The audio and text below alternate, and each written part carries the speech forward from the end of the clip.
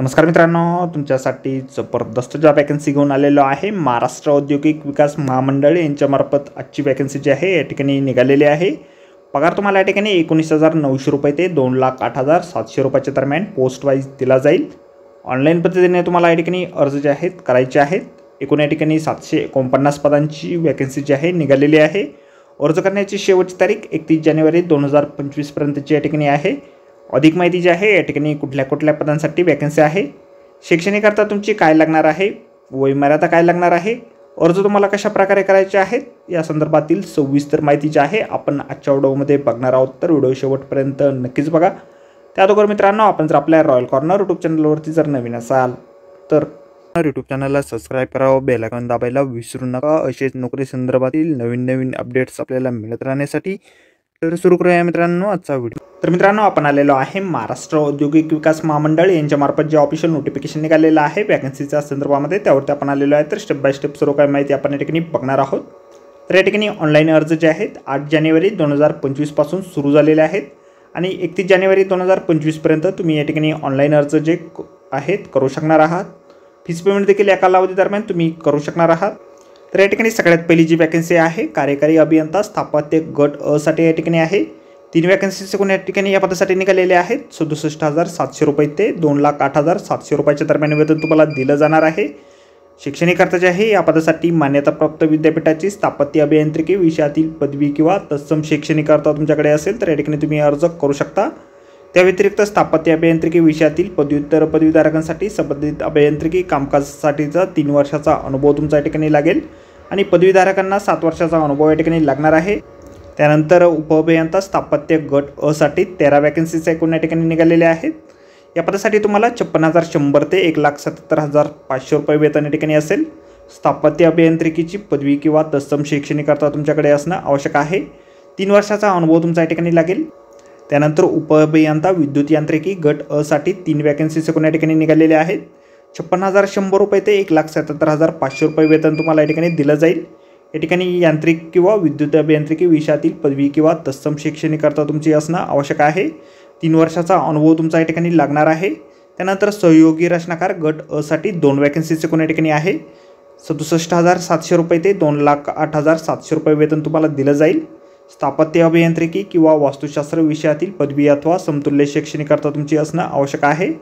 त्याचबरोबर नगररचना विषयातील पदव्युत्तर पदवी ME टाउन प्लॅनिंग किंवा इंडस्ट्रियल टाउन प्लॅनिंगमधील पदवी किंवा पदविका तुमच्याकडे असणं आवश्यक या ठिकाणी आहे।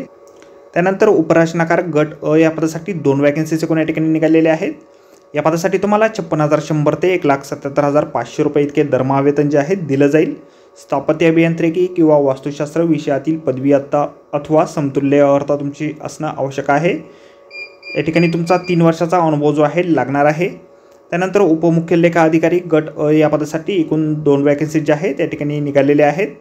या पदासाठी तुम्हाला 56,100 ते 1,77,500 रुपये वेतन दिलं जाईल।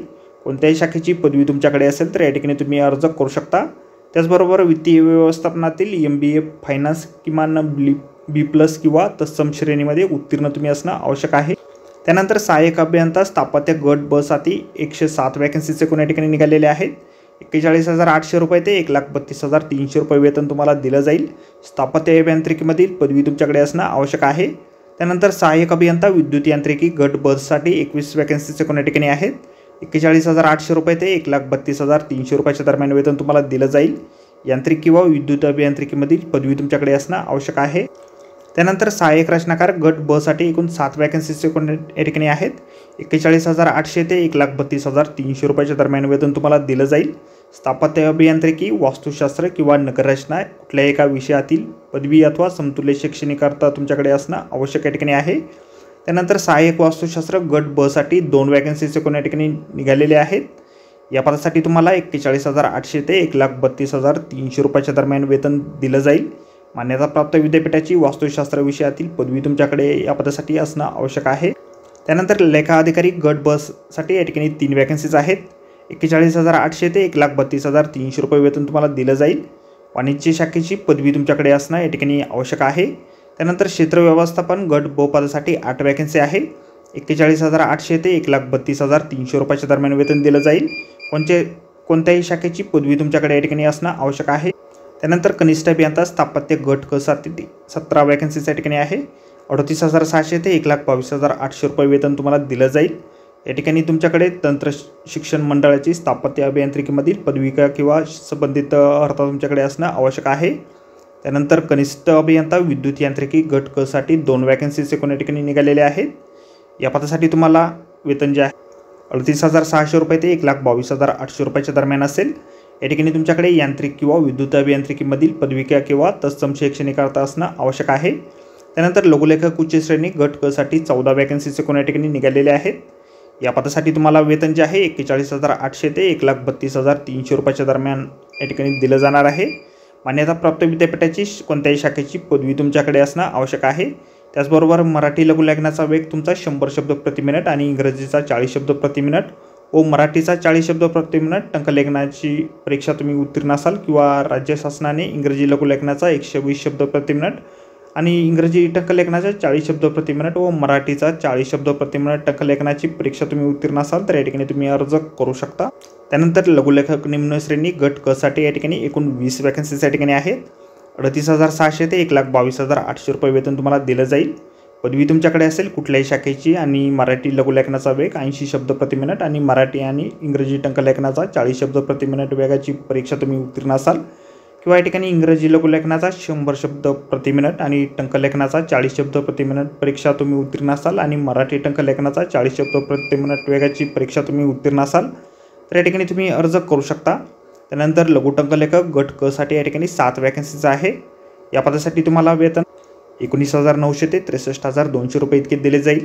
कोणत्याही शाखेची पदवी तुमच्याकडे असेल आणि मराठी लघुलेखनाचा वेग 60 शब्द प्रति मिनिट आणि मराठी व इंग्रजी टंकलेखनाचा 40 शब्द प्रति मिनिट वेगाची परीक्षा तुम्ही उत्तीर्ण असाल किंवा या ठिकाणी इंग्रजी लघुलेखनाचा 80 शब्द प्रति मिनिट व मराठी व इंग्रजी टंकलेखनाचा 40 शब्द प्रति मिनिट वेगाची परीक्षा तुम्ही उत्तीर्ण असाल तर या ठिकाणी तुम्ही अर्ज करू शकता. त्यानंतर सहाय्यक गट क या पदासाठी 3 वॅकन्सीज एकूण या ठिकाणी निघालेले आहेत. 35,400 ते 1,12,400 रुपये वेतन तुम्हाला दिलं जाईल. कोणत्याही शाखेची पदवी तुमच्याकडे असेल 2 वर्षाचा आतमध्ये तुम्हाला MSCIT परीक्षा उत्तीर्ण होणे या ठिकाणी आवश्यक आहे. त्यानंतर लिपिक टंकलेखक गट क पदासाठी 66 वॅकन्सीज एकूण या ठिकाणी आहेत. 19,900 ते 63,200 रुपये वेतन तुम्हाला दिलं जाईल. कोणत्याही शाखेची पदवी तुमच्याकडे असेल किंवा समतुल्य शैक्षणिक अर्हता असेल मराठी टंकलेखनाचा वेग 30 शब्द प्रति मिनिट आणि इंग्रजीचा 40 शब्द प्रति मिनिट परीक्षा तुम्ही उत्तीर्ण असाल सोबत MSCIT उत्तीर्ण असाल तर या ठिकाणी तुम्ही अर्ज करू शकता. वरिष्ठ लेखापाल गट क पदासाठी 6 वॅकन्सीज एकूण या ठिकाणी आहेत. या पदासाठी तुम्हाला 38,600 ते 1,22,800 रुपये वेतन दिलं जाईल. वाणिज्य शाखेची पदवी तुमच्याकडे असणं या ठिकाणी आवश्यक आहे. तांत्रिक सहाय्यक गट क साठी या ठिकाणी 32 वॅकन्सीज या ठिकाणी निघालेल्या आहेत. या पदासाठी तुम्हाला 25,500 ते 81,100 रुपये वेतन दिलं जाईल. या ठिकाणी आरेखक स्थापत्य किंवा यांत्रिक किंवा विद्युत या विषयातील अभ्यासक्रम परीक्षा तुम्ही उत्तीर्ण असाल किंवा शासकीय किंवा शासनमान्य औद्योगिक प्रशिक्षण संस्थेचे स्थापत्य किंवा अभियांत्रिक बांधकाम निरीक्षक विषयाचा अभ्यासक्रम तुम्ही उत्तीर्ण असणं या ठिकाणी आवश्यक आहे.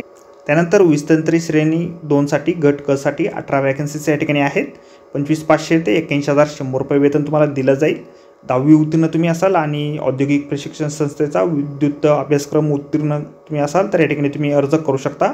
सार्वजनिक बांधकाम विभागाच्या अनुज्ञापक मंडळाची क्षमता प्रमाणपत्र धारण केलेले तुम्ही असणं आवश्यक या ठिकाणी आहे. पंपचालक या पदासाठी 103 जागांची वॅकन्सी या ठिकाणी आहेत. या पदासाठी 19,900 ते 63,200 रुपये वेतन तुम्हाला दिलं जाईल. 10वी उत्तीर्ण तुम्ही असाल आणि तारायंत्री विषयाचा अभ्यासक्रम तुम्ही पूर्ण केलेला असेल तर या ठिकाणी तुम्ही अर्ज करू शकता. जोडारी या पदासाठी एकूण 34 वॅकन्सीज जे आहेत त्या ठिकाणी निघालेले आहेत. 19,900 ते 63,200 रुपयाच्या दरम्यान वेतन तुम्हाला असेल. या ठिकाणी देखील तुम्ही 10वी उत्तीर्ण असणं आवश्यक आहे. त्याचबरोबर जोडारीचा अभ्यासक्रम तुम्ही केलेला असणं आवश्यक आहे. त्या संदर्भातील सर्टिफिकेट तुमच्याकडे असणं आवश्यक आहे. त्यानंतर सहाय्यक आरेखक गट क साठी 9 वॅकन्सीज या ठिकाणी आहेत.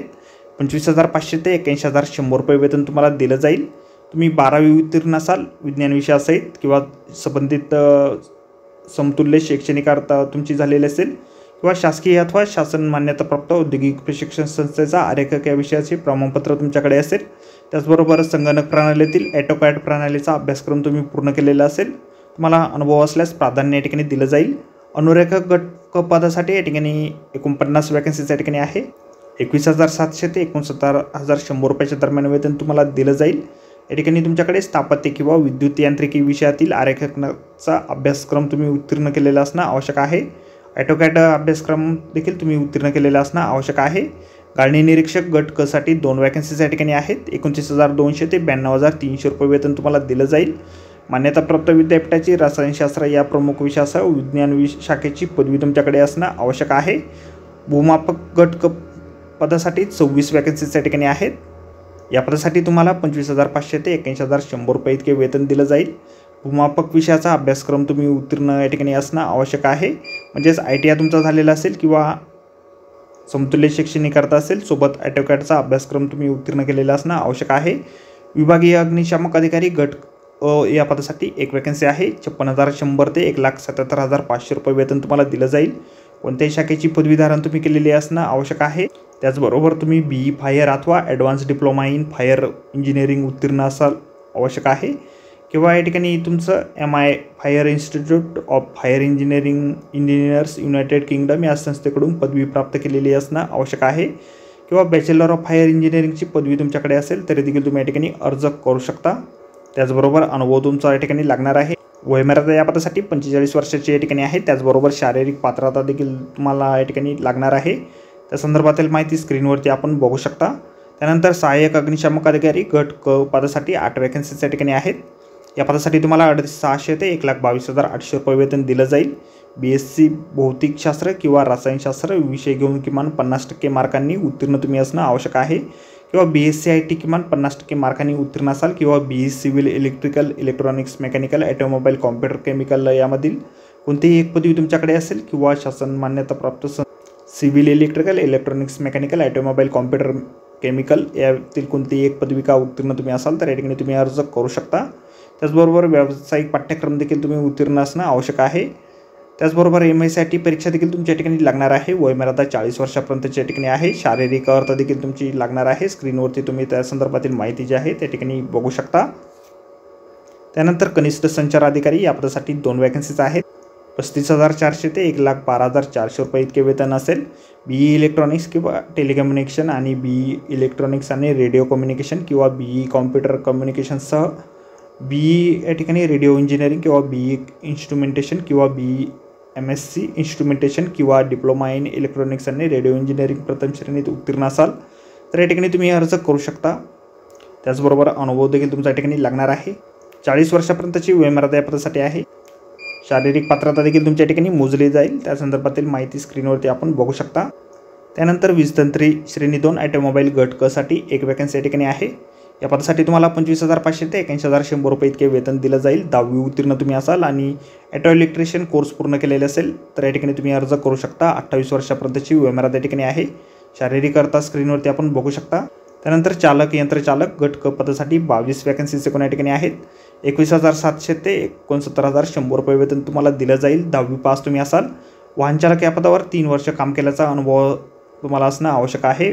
वैद्य जड वाहन चालवण्याचा परवाना तुमच्याकडे असणं आवश्यक आहे। मराठी भाषेचे ज्ञान देखील असणं आवश्यक या ठिकाणी आहे। शारीरिक अर्हता आपण या ठिकाणी स्क्रीनवरती बघू शकता। त्यानंतर अग्निशामक विमोचक गट क पदासाठी 187 वॅकन्सीज जे आहेत त्या ठिकाणी निघालेले आहेत। 19,900 ते 63,200 रुपयाच्या दरम्यान वेतन तुम्हाला दिलं जाईल। 10वी उत्तीर्ण तुम्ही असाल आणि राज्य अग्निशामक प्रशिक्षण केंद्र महाराष्ट्र शासन मुंबई यांचा अग्निशामक पाठ्यक्रम तुम्ही उत्तीर्ण असाल। सोबत MSIT तुमची झालेली असेल, मराठी भाषेचे ज्ञान असेल तर या ठिकाणी तुम्ही अर्ज करू शकता। शारीरिक अर्हता जे आहेत आपण या ठिकाणी स्क्रीनवरती बघू शकता। या ठिकाणी अर्ज जे आहे तुम्हाला ऑनलाईन पद्धतीने करायचे आहेत। फीज पेमेंट देखील ऑनलाईनच भरायचे आहे। खुल्या प्रवर्गासाठी फीज पेमेंट जे आहे 1,000 रुपये या ठिकाणी ठेवण्यात आलेले आहे। मागासवर्गीय, आर्थिक दुर्बल घटक, अनाथ आणि दिव्यांग उमेदवारांसाठी 900 रुपये फीज पेमेंट या ठिकाणी असेल। माजी सैनिक, दिव्यांग माजी सैनिकांना परीक्षा शुल्क या ठिकाणी आकारले जाणार नाहीत। वयमर्यादा जे आहे पद क्रमांक 1 ते 28 करता अर्ज करण्याच्या अंतिम दिनांकास वय जे आहे तुमचं 21 वर्ष किमान वय या ठिकाणी आहे। वर्ग ब, अ आणि ब साठी, आणि गट क साठी किमान वयमर्यादा 18 वर्ष या ठिकाणी आहे। अराखीव म्हणजेच खुल्या प्रवर्गासाठी कमाल वयमर्यादा 38 वर्ष आहे।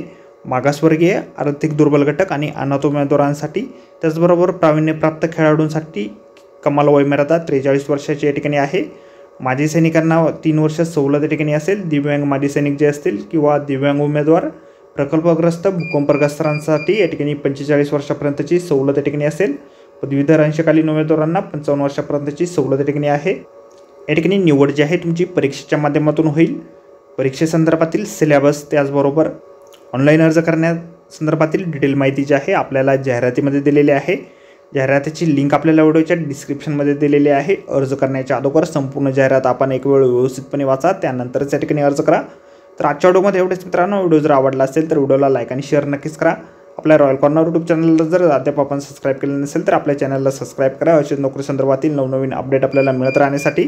तर भेटूया मित्रांनो नोकरी संदर्भातील अशाच पुढच्या व्हिडिओमध्ये. धन्यवाद मित्रांनो.